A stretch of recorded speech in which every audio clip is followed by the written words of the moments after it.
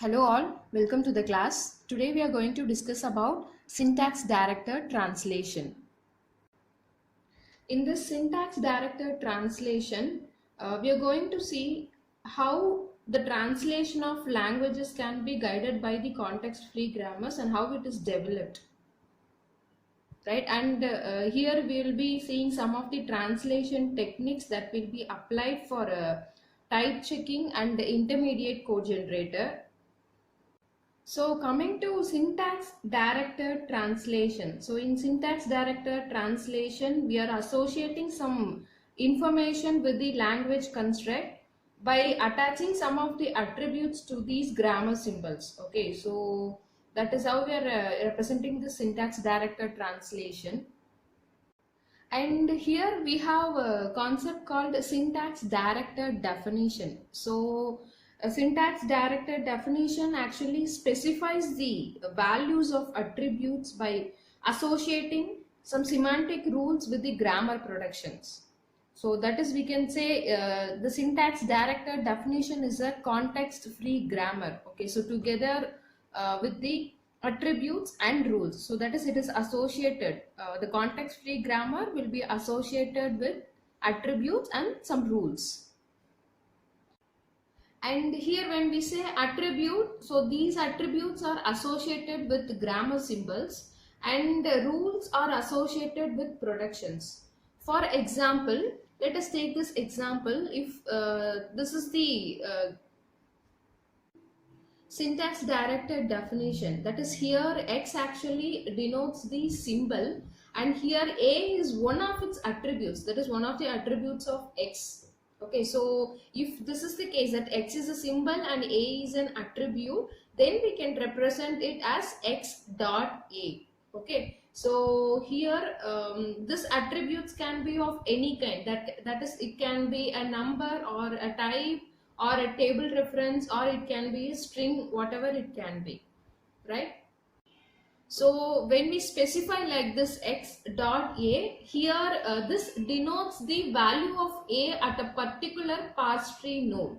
Okay, so here the value of A is present at some particular parse tree node, so labeled with X. So for denoting that, we are using this X dot A. So this is one more example. You can see here actually we have production along with some rule. Okay, so we have a semantic rule for this particular production, and this production is a common production, that is E implies E1 plus T. Actually here this is also the same E. Okay, so in order to distinguish the E that is present at the head of the production and the E that is present at the body of the production, so for distinguishing it, we are representing it as E1, right? So this is the production, and for this production it is associated with some semantic rule. So this is the rule. If you look at here, so this E can be written as E dot code is equal to, so this E can be derived from these two terms, okay, these two non-terminals, that is E1 dot code, then T dot code, so along with the concatenation symbol, okay, plus symbol, right? So this production actually has two non-terminals, one is E and the next one is T, right? So here both E and T have a string valued attribute, and the attribute is nothing but the code here. Okay, we are using code, so this is the string valued attribute for both this E and T. And here this rule, actually the semantic rule, specifies that the string E dot code can be formed by concatenating this E1 dot code and T dot code and the character plus. Okay, so by concatenating all these, we are getting the E dot code. Okay, so it is formed from concatenating E1 dot code, T dot code and the character plus. So this is how we can represent the syntax directed translation. And here you can see one more statement that is given here, the same production. Okay, and here this is nothing but the action. Okay, the action that is to be taken for this production.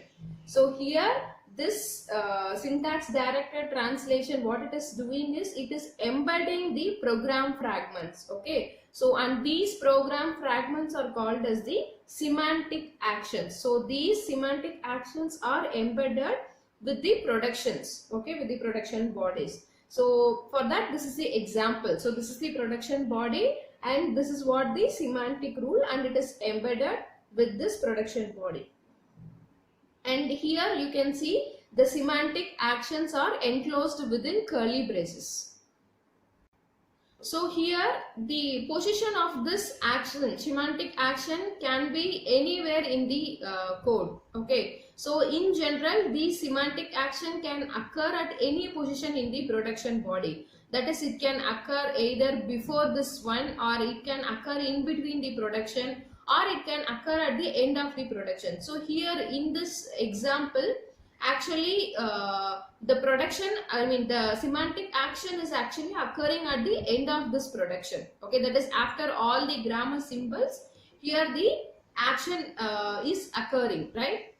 And this position of the semantic action actually determines the order in which the action is executed. That is, when to execute this action, whether it should be executed initially or in between or at the end.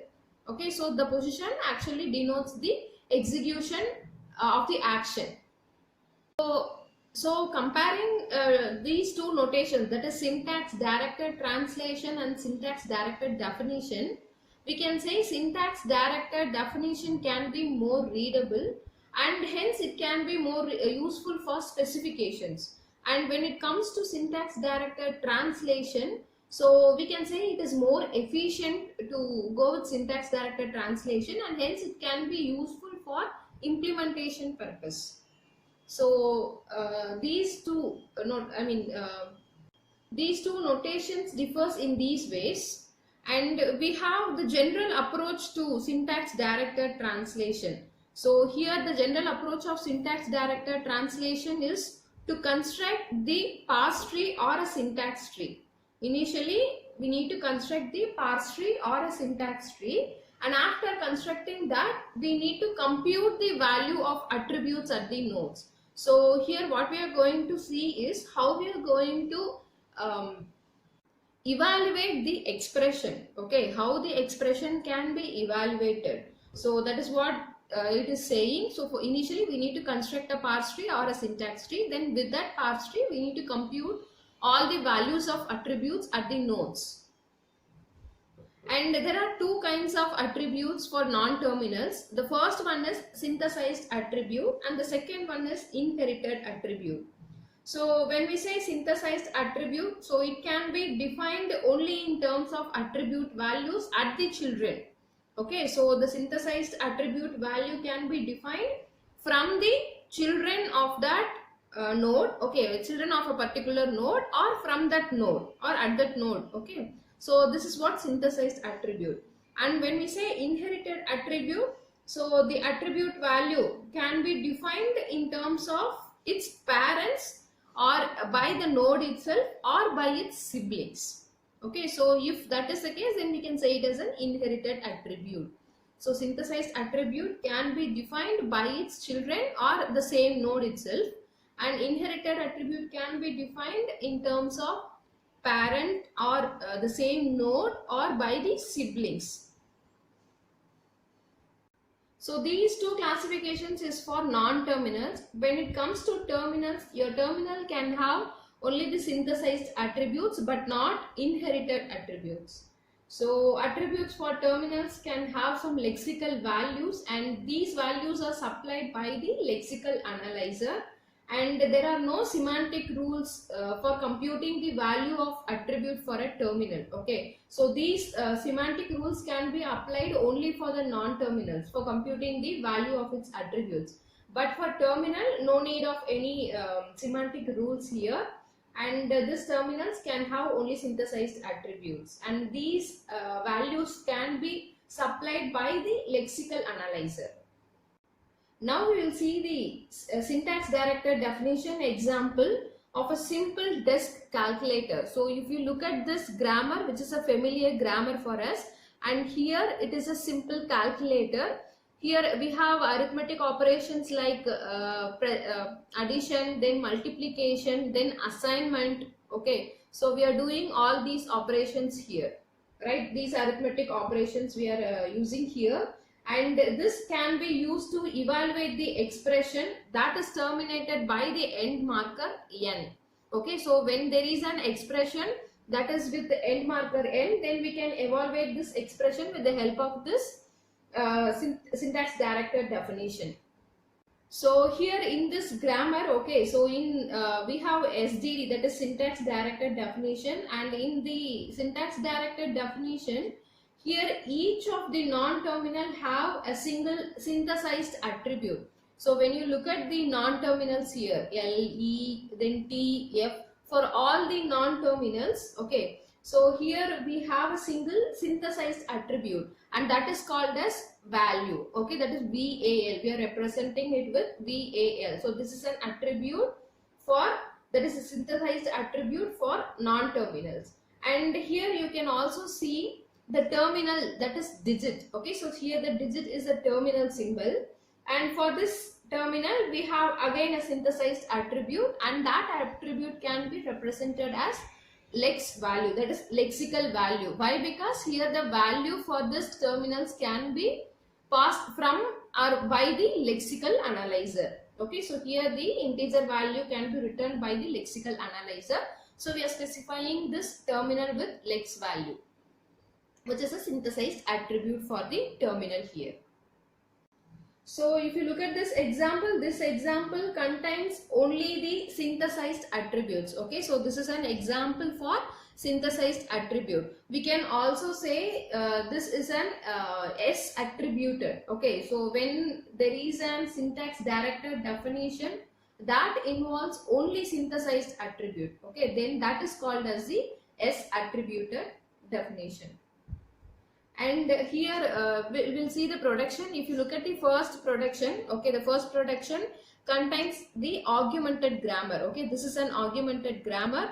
So when we are using augmented grammar, what we generally do is we'll take the start symbol of that grammar as a production body. Okay, then we'll use one more non-terminal as the production head, right? So this is the augmented grammar here, and the starting symbol of this grammar is actually E. Okay, so here E is taken as the body of the production.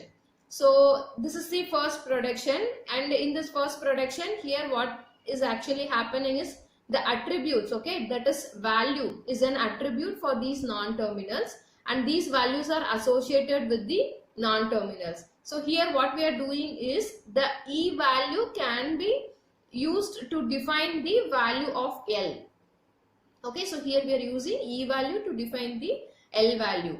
And coming to the next production, here we have E implies E plus T. That is, here the E value can be derived from adding E value along with the T value. Okay, when E value and T value is added, then the final value will be given to E value, and that is assigned to E value. Okay, so in the same way, coming to third production, here we have E implies T, that is the T value can be assigned to E value. Then in the fourth production, we have multiplication. So the T value and the F value can be multiplied, and the result will be given to T value. Then coming to the fifth production, so here F value can be assigned to T value. Then the sixth production is, it contains E, the same E value. So here the E value can be assigned to F value. And finally the seventh production, that is, it contains the terminal digit. So here the terminal digit, the value can be assigned to the F value. So with this given production and semantic rule, now we will see how to evaluate this syntax directed definition. Okay, so the first step we need to do is we have to construct a parse tree, and here we are going to construct the annotated parse tree. Okay, so what is means an annotated parse tree? So a parse tree along with the value of its attributes is called as the annotated parse tree. So how do we construct an annotated parse tree, and in which order we can evaluate the attributes of this parse tree? Okay, so before we evaluate the attribute at a node of a parse tree, so what we need to do is we must evaluate all the attributes on which its value depends. Okay, so for example, if all the attributes are synthesized attributes, okay, then what we need to do is we must evaluate the attributes of all the children of the node before we evaluate the attribute of its node itself. Okay, so before going to evaluate the attribute of a node, what we need to do is we must evaluate the attributes of its children. Okay, after evaluating the attributes of children, then we can go for the node. This is for synthesized attribute. So here in this example, we are using only the synthesized attribute. So we will see how to evaluate an expression with the synthesized attribute. So as I mentioned, we have to evaluate the children first, then after that we need to go for the node.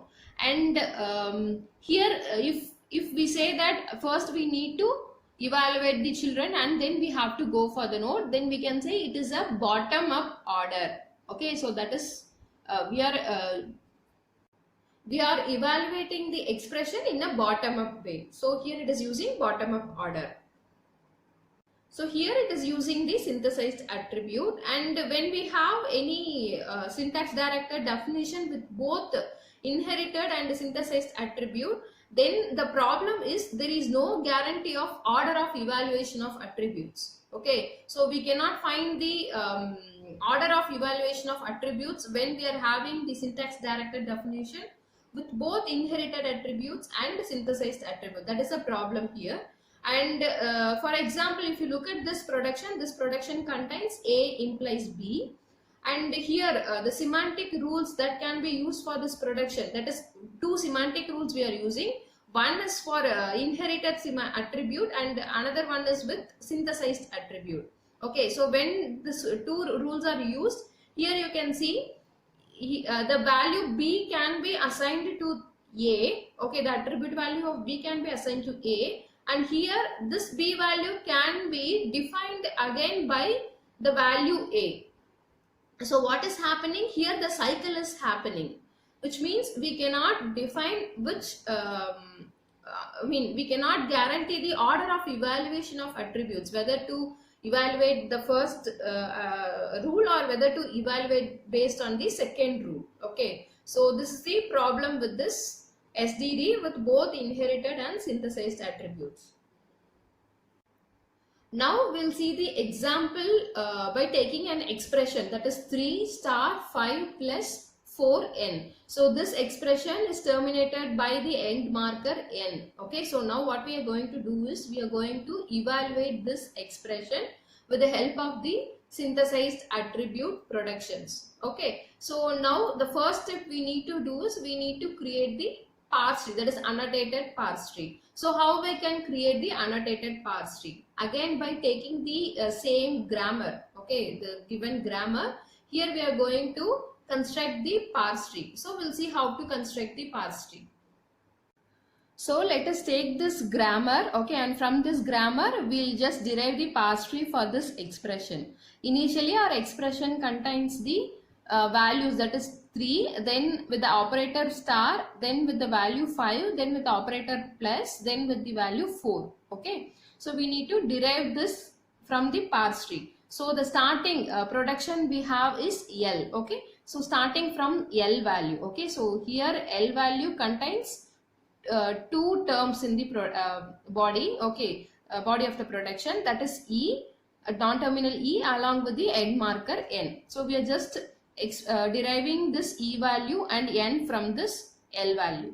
Okay, so after this E, okay, so we need to check what is the expression we have. We have 3 star 5.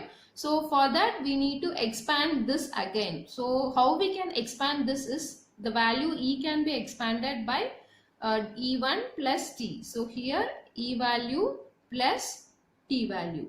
Then after that again we need to check for this E value. So this E contains T. So we are expanding this to T. Then coming to T, T has T star F. So again we are deriving this T star F from this T. Okay. So after this here we have F for this T, right? So now we need to extend this T as F. Okay. So here we are deriving the F and F. Here we have to look for the production of F, okay, whether we can apply this or this one. So when we apply this, we cannot obtain this expression, right? So now we need to apply this production. Why? Because this is the digit and this is the terminal which contains the value. So we need initially the value 3. So for F value, we are just deriving it as digit dot value, that is lex value, okay. And coming to here, here we already have star, okay, so which is the second symbol here. Then coming to the third symbol, we need to derive the value again. So for deriving the value again, the F value can be derived as digit dot lex value, okay. In the same way, coming here, so taking t value, here we already have the operator plus, okay, so which is present here. Again we can leave, and the next symbol we have in this expression is a digit, okay. So we need to derive this digit. For deriving this digit, we are just expanding this t value to f value, then f value to digit dot lex value from this production, okay. So here we constructed the parse tree, and if you look at this parse tree, here each and every terminals and non-terminal is associated with an attribute, okay. So here this non-terminal is associated with the attribute value, and the terminal digit is associated with the attribute lex value, right? So this is the annotated parse tree for this expression now, okay. Now we need to evaluate this expression, okay. With the help of this parse tree, we are going to evaluate this expression, and for evaluating this expression, we need to follow bottom up order, okay. We need to go from bottom to top. So for bottom up order, what we have to do, we have to start from this digit dot lex value. So as I mentioned, the value for the terminal digit, okay, that can be received from the lexical analyzer. So the first value the lexical analyzer will give here is 3, okay. That is the first value we have. So here this digit will take the value 3, right? Now after getting this value, we have to check for the parent node. So what the parent node will do is, it will get the value from its children, right? So that is what the synthesized attribute. So this value can be derived from its child node, okay, children. So checking the semantic rule here, if you look at the semantic rule here, so the f value can be defined from the digit dot lex value, that is the value of digit, it can be assigned to f. So here we have the value 3 for digit, so here this value will be assigned to f. Then again coming to the next node, t dot value. So when you look at this production, okay, here we have t dot value, so the value for t can be assigned from f. So we are taking the same f value, and this value will be assigned to t dot value, right? Now coming to this t dot value, so when you look at this t dot value, this is actually the production, fourth production, okay, that is t star f. So here this value can be defined from multiplying t value with f value. So before going to find this, we need to derive the values for children's first, right? Then we can go here. So coming to this digit dot lex value, again what is the next value that can be passed to this digit by the lexical analyzer? That is 5. So 5 will be passed here. So when this value is passed to digit, then for f dot value, the same case. So digit value can be passed to f dot value. So here it will obtain the value 5. Right? Now we obtained these two values. Now we can calculate the value of t dot value here. Okay. So this t value can be calculated by multiplying this t value with this f value. So 3 star 5. Which is nothing but 15. So now the value 15 will be assigned to this t value, okay. So again, after computing this, coming here, so this e value, where we can find this e value? This e value can be obtained from this t value. So now what is the t value? It is 15. So here this value can be assigned here, right? Then coming to here, when we come here, again we need these values, right? So the children can be, the children value should be calculated first. So starting from here, digit dot lex value. So now the next value that will be given here by the lexical analyzer is 4. So here 4 will be assigned. Then coming to f dot value, as mentioned here, f value can be 4. Okay, that is from the digit we are taking the f value, and t value can be again 4. Why? Because here in this production t value can be derived from f value. So in the same way we assigned. Now what we need to do? We need to find the e dot value. So for finding this e dot value, what is the production we are using? So e dot value plus t dot value, that is these two values should be summed and the result will be given to this e value. So what is the sum here?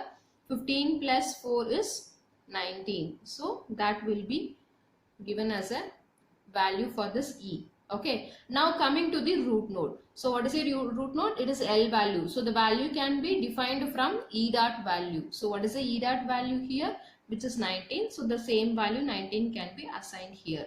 Now this expression is evaluated. Okay, so based on the synthesized attribute, this expression is evaluated from bottom to top.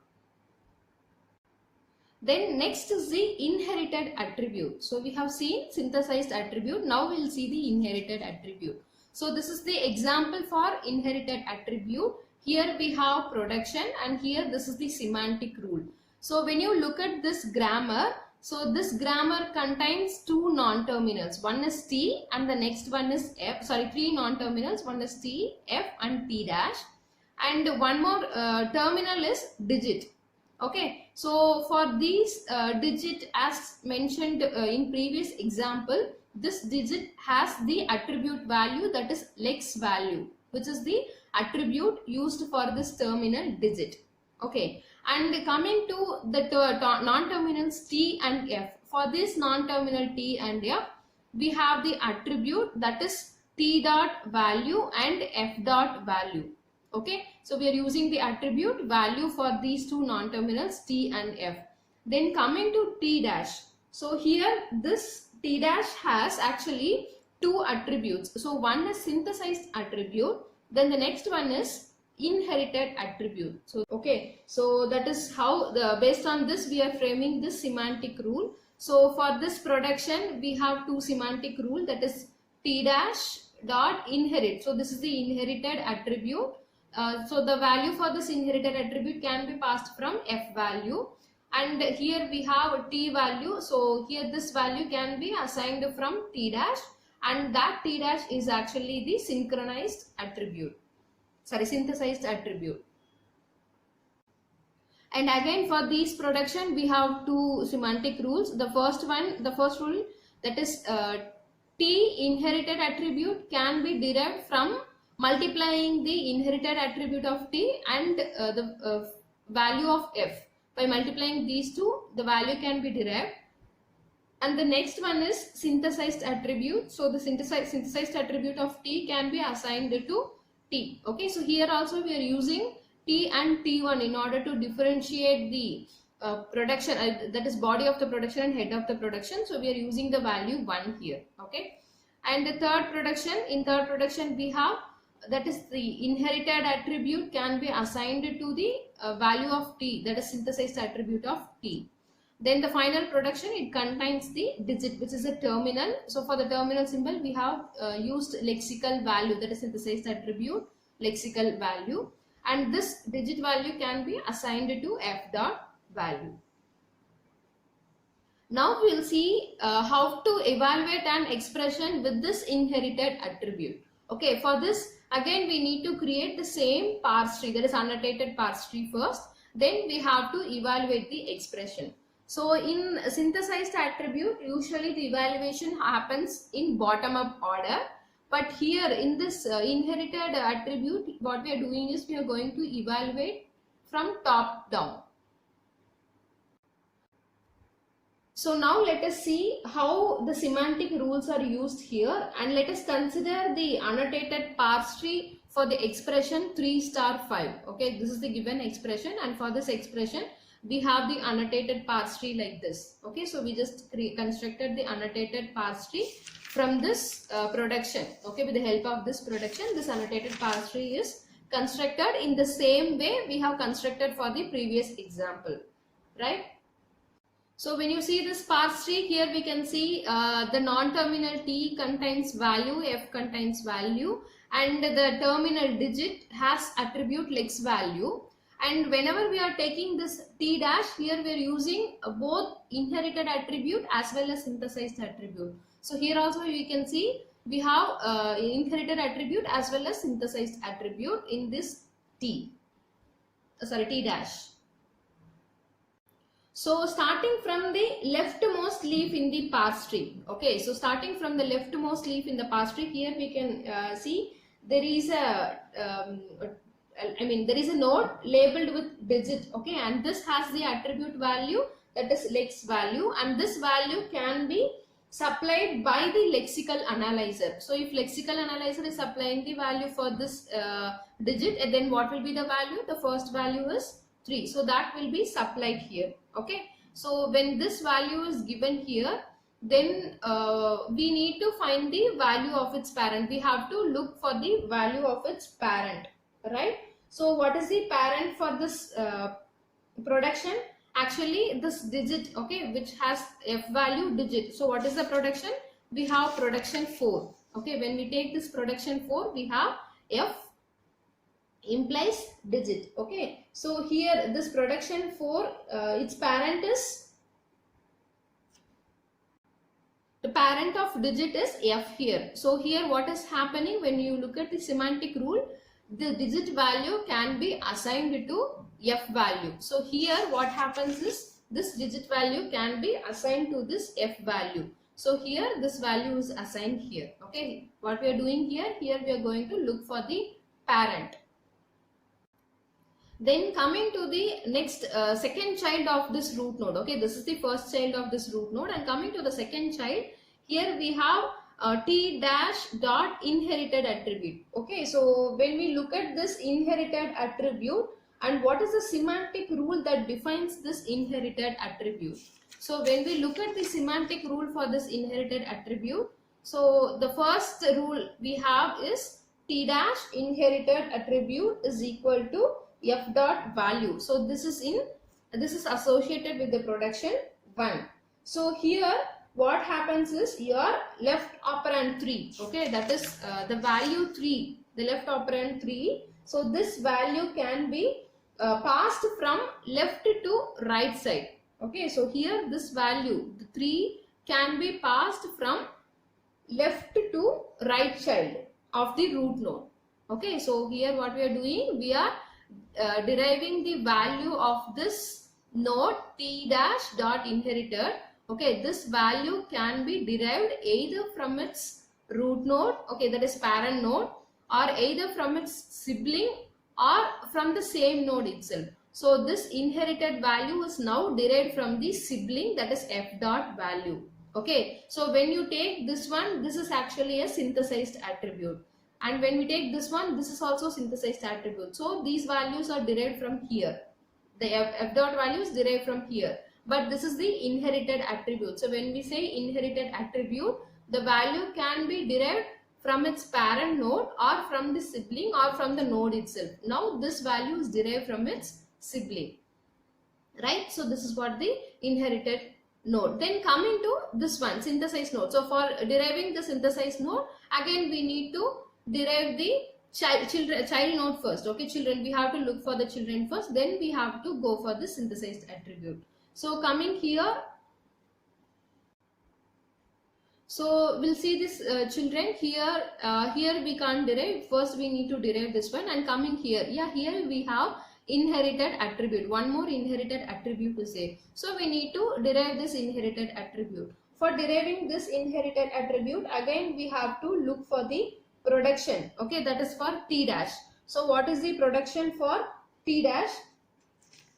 So we can see the production for T dash, that is T dash contains star F T1 dash, okay. So when this is the production, here what is the semantic rule we have for this inherited attribute? So T dash inherited attributes into F value. So we need to multiply these two values to derive the value of this T1 dash inherited attribute, okay. So now we need to find the value of this one, that is T1 dash inherited. So what is the value of T dot inherited? So we already know the value of T dot inherited is 3. Okay, that can be taken from the parent node, and the F value can be derived from here, okay, which is a sibling. So before deriving this F value, we need to find the value of digit dot lex value first. So now the second digit value can be taken from the lexical analyzer, and the next second value assigned to this digit is 5. Then this value will again be assigned to this F value. So now we have F value 5 and inherited value of T is 3, right? So for finding the T1 inherited value, we need to multiply these two. So when we multiply 3 and 5, we will get 15. So which can be assigned here. Now this value is assigned to T1 dot inherited. Okay, now coming to synthesized. At the lower node, we have the production epsilon, right? So for T1 synthesized attribute, we have epsilon. So when there is epsilon, it defines nothing, right? So it defines nothing. And coming to this T1 dot synchronized, synthesized attribute. So this can be derived from its children or from the same node itself. So in children there is nothing. So from the same node itself, we already have the value 15, right? So for this T1 dot synthesized attribute, the value is 15 again. Now for this T dash dot synthesized attribute, okay, again for this T dot synthesized attribute, T dash dot synthesized attribute, we have T dash dot inherited attribute, right? The rule, semantic rule we have is T dash dot synchronized attribute, synthesized attribute. The value can be derived from T dash dot inherited attribute. So again for this T dash dot synthesized attribute, so the value can be derived from this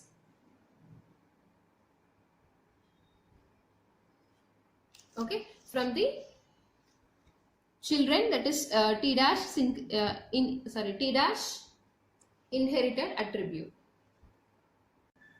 Now for finding the value of this root node, that is T dot value. So what is the semantic rule we have?